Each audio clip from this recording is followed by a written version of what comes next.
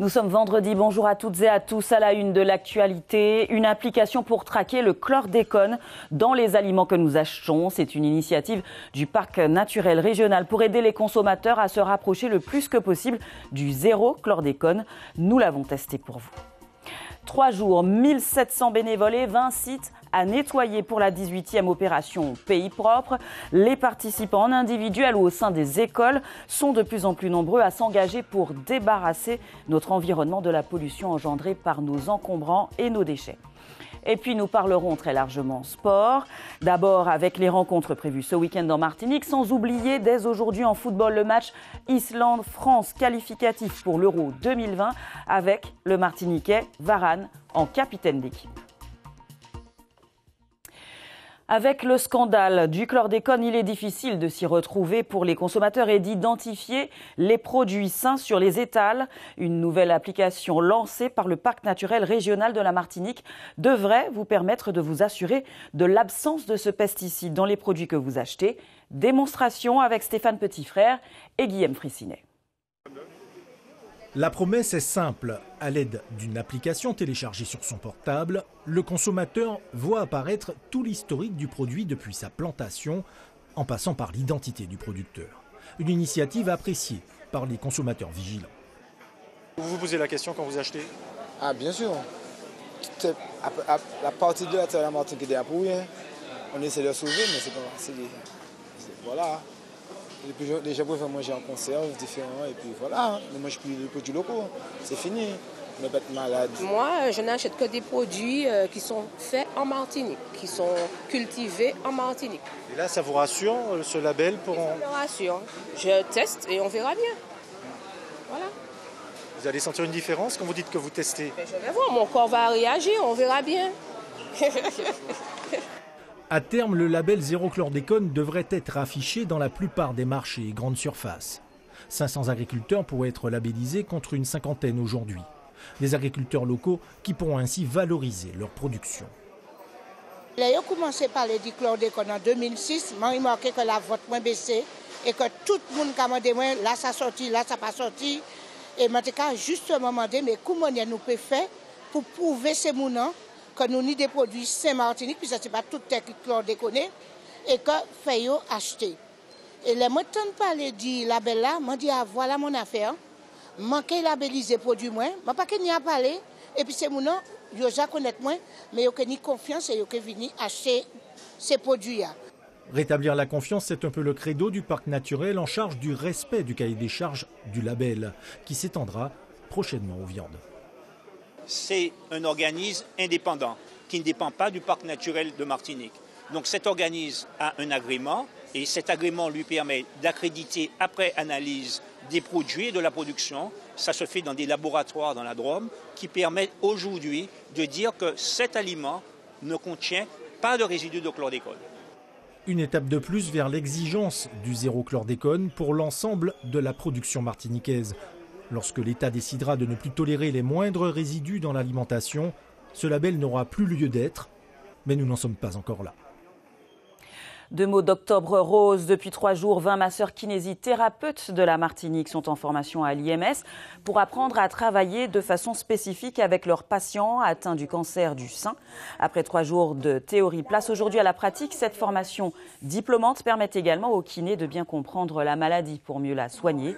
On écoute Fabienne Le Gueveldos, formatrice masseur kinésithérapeute. Un kinésithérapeute classique, qui a une formation classique, est tout à fait capable avec ses techniques de prendre en charge une patiente qui a un cancer du sein. En fait, la pathologie et les traitements induisent des effets indésirables.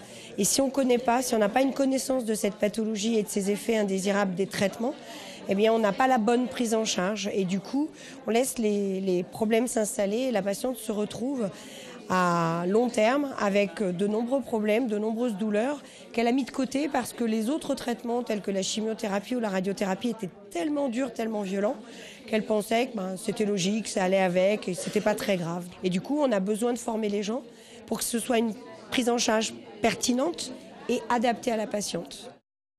En Haïti, l'opposition continue de pousser le président Jovenel Moïse au départ. Plusieurs organisations réunies au sein du groupe alternatif consensuel pour la refondation d'Haïti ont installé une commission de facilitation de la transition. Objectif, identifier une équipe capable de faciliter cette transition du pouvoir.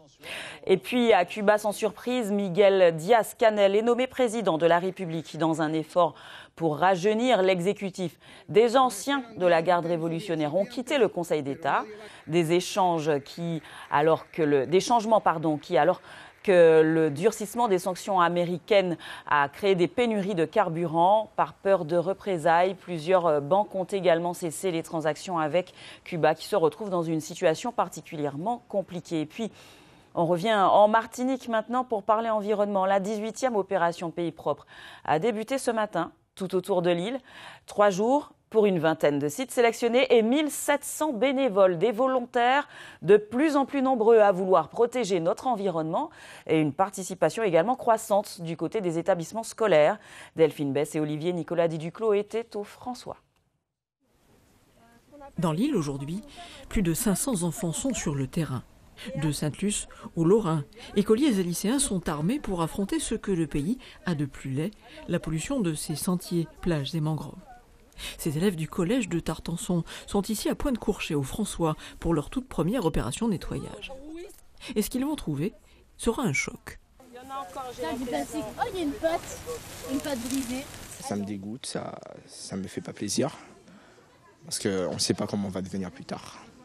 Quand j'attends devant l'école, il y en a beaucoup qui jettent comme ça, sans vraiment s'en rendre compte que ça va polluer la nature, tout ça. Tu leur dis quelque chose ou c'est difficile? Je leur dis, mais ils n'écoutent pas. Le petit groupe n'a pas à marcher longtemps pour remplir rapidement les sacs. Pour les adultes très motivés qui les accompagnent, c'est ainsi, vraiment, que l'on prend la mesure de nos actes au quotidien. Ils sont surpris par leur saleté, leur propre saleté. Madame, c'est dégoûtant. Madame, il y a des microbes. Ben oui, on ramasse, on est là pour ça. Et puis je suis surprise parce que je les trouve vachement motivés. Ils sont motivés, ils ont envie de rendre service. Ils sont là, ils ont envie de participer. Donc je suis plutôt fière d'eux aujourd'hui. Je suis très fière. Vous dites leur saleté, est-ce qu'ils comprennent bien ça? Ben, je leur dis en tout cas. Aller se salir pour ramasser les détritus des autres fait réfléchir en effet.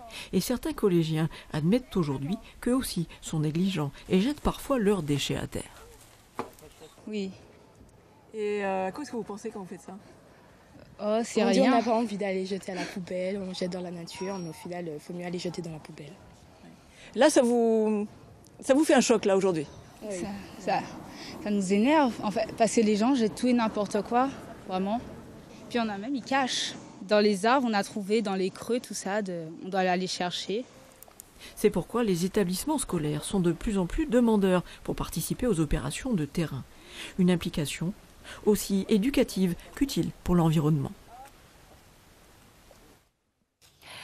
L'Université des Antilles, le rectorat et le GC Martinique ont lancé ce matin la 3e édition des Erasmus Days sur le campus de Schellcher.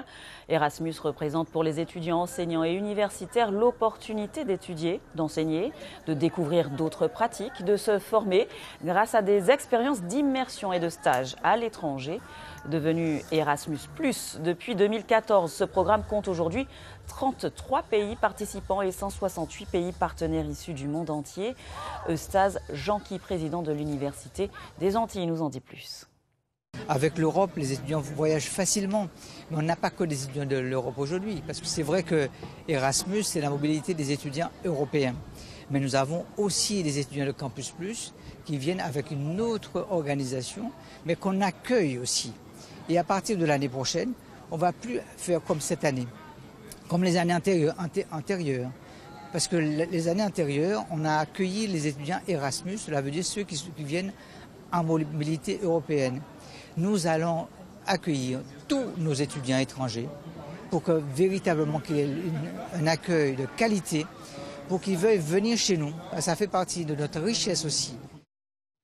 Dans le reste du monde, les forces turques et leurs alliés tentent aujourd'hui de progresser dans le nord de la Syrie, mais ils font face à une farouche résistance des combattants kurdes. C'est le 3e jour d'une offensive qui a provoqué un exode de civils. L'ONU estime que 70 000 personnes ont fui les combats en direction de l'Est. François Bedounet. Sans relâche, les forces turques pilonnent les villes kurdes situées de l'autre côté de la frontière syrienne. L'offensive d'Ankara, qui a débuté mercredi dans le nord-est de la Syrie, a pour objectif de chasser les Kurdes sur une bande de 120 km de long et de 30 km de profondeur entre les villes de Tal Abyad et de Ras Al Ain. Selon l'ONU, 70 000 civils ont déjà choisi l'exode. Ils partent à pied ou à bord de tout véhicule disponible. Des milliers de familles kurdes ne savent pas où aller. Nous avons décidé de partir parce que nous avons vu que la situation empirait. Des enfants meurent et personne ne fait rien. Côté kurde, les forces démocratiques syriennes utilisent des tunnels et des tranchées pour résister à l'assaut de l'armée turque. Selon un bilan établi par une ONG, 29 combattants et 10 civils kurdes ont été tués par les frappes aériennes et les tirs d'artillerie. Côté turc, un soldat et 6 civils auraient été victimes des roquettes kurdes.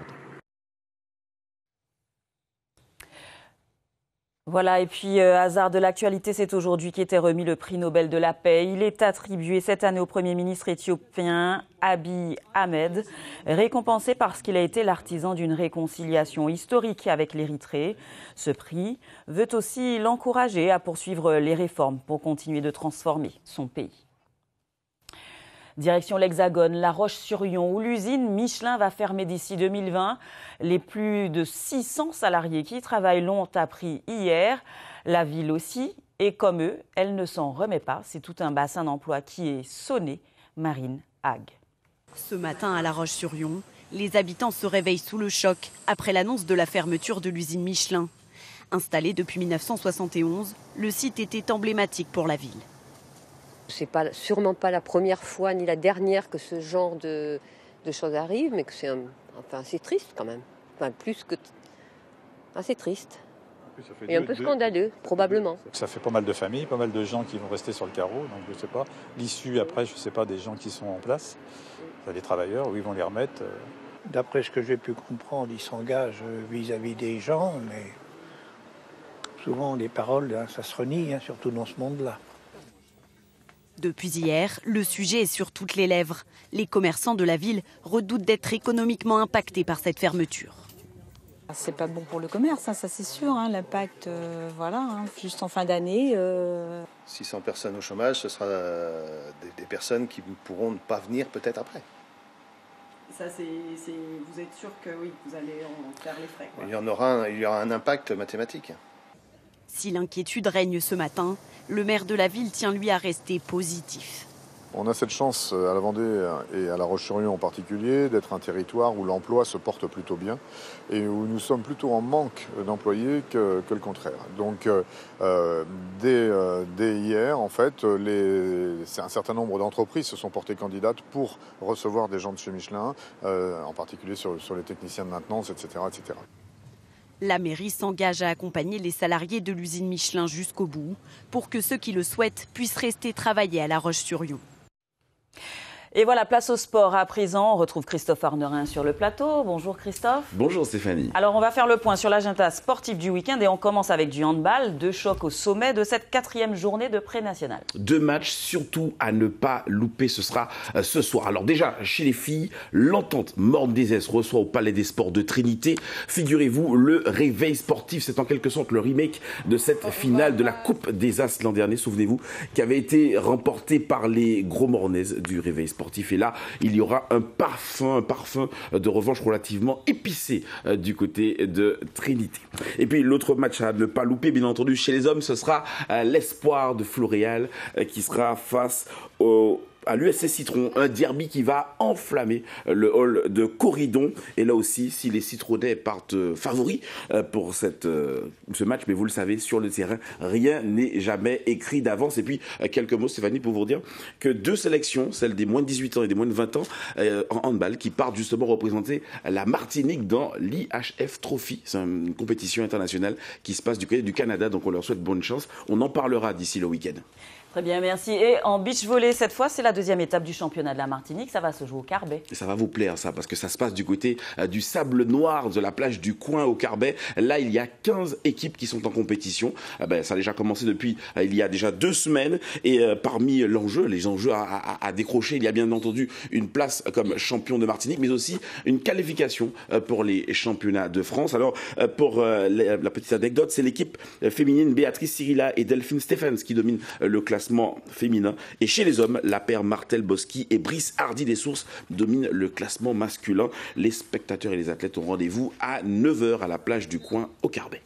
En football, défaite interdite carrément pour la sélection de Martinique ce dimanche au Honduras. Déplacement périlleux pour la sélection, les Matininos qui vont au Honduras, et vous l'avez dit, on joue le 3e match de la Ligue qualificative de la Ligue de la CONCACAF, un match très important face au Honduras, 67e au classement FIFA et qui a tout de même battu 2-1 le Chili avec 2 points au compteur. La sélection de la Martinique partage la première place du groupe C avec Trinidad et Tobago, et donc vous l'imaginez, là cette fois-ci, il ne faudra surtout pas faire d'erreur. Défaite interdite, vous l'avez dit Stéphanie. En tout cas, les hommes de Mario Boccali ont tous les atouts pour s'imposer dimanche au Honduras. Et on les suivra bien sûr avec attention. Sport mécanique également ce week-end avec le retour du rallye automobile du centre, et ça c'est ce dimanche. Et oui, et puis c'est d'autant que les jeunes pilotes de moins de 20 ans ne peuvent pas connaître, Stéphanie, parce que ce dernier rallye c'était il y a 15 ans, figurez-vous. Même moi, je ne le connaissais pas d'ailleurs. Un rallye qui se court principalement sur la journée de dimanche, de 9h à 18h, et qui va explorer, si vous voulez, les routes du François, du Saint-Esprit, de Ducos pour aller jusqu'au Lamentin. C'est l'occasion de voir de nouveaux parcours pour les pilotes qui vont pouvoir tester de nouvelles sensations. En tout cas, les experts du milieu automobile nous prédisent déjà un circuit ultra rapide, donc on aura certainement de très beaux temps, mais vous le savez, beaucoup de spectacles à s'attendre, beaucoup de monde aux abords des routes. Ce sera, comme je l'ai dit, départ au François. Et puis, comme vous le savez, l'actualité est toujours aussi chargée. Il y aura également la reprise du championnat de basket, mais aussi de rugby avec les premières journées, et puis également le début du championnat de Martinique de Senior Plus en tennis. Énormément de choses. Et puis vous aimez ça aussi, de l'aviron, ce sera du côté du Robert. Ça va vous plaire, ça, l'aviron. Très bien, merci beaucoup Christophe. Alors bien sûr, nous reviendrons sur les résultats de ce week-end sportif dans notre journal de dimanche. L'équipe de France, je vous le disais tout à l'heure, affrontera l'Islande en déplacement ce vendredi pour disputer un match important dans les éliminatoires de l'Euro 2020. 4 ultramarins, les 2 Guadeloupéens Coman et Lemar, le Martiniquais Varane et le Guyanais Maignan ont fait le déplacement et se sont entraînés au stade de Reykjavik. Mais seul le Martiniquais Varane, capitaine en l'absence de Lloris, et le Guadeloupéen Kingsley Coman devraient débuter la rencontre. Raphaël Varane s'attend bien sûr à un match difficile. Je vous propose de l'écouter. Bien sûr que c'est une donnée importante. C'est une donnée importante parce que ça veut dire que c'est difficile de gagner ici. On le sait. On a pu voir que c'est un adversaire qui à domicile est très performant. Donc on s'attend à un match difficile. Dans la préparation, bien sûr que c'est un élément qu'on prend en compte. Et on a vu sur les derniers résultats que face à des bons adversaires, ils ont réussi des bons résultats. Donc bien sûr que pour nous, c'est important et c'est une donnée en plus. Et voilà, on termine en musique avec Jackie Bernard et Alain Jean-Marie qui ont chacun fait une belle carrière mais qui se sont peu croisés sur scène. Et pourtant, demain soir, les 2 hommes seront en concert acoustique. Juste 2 pianos, 2 musiciens pour une soirée 100% jazz acoustique. Le rendez-vous est à l'Atrium à 20h demain. Voici un extrait d'une de leurs répétitions.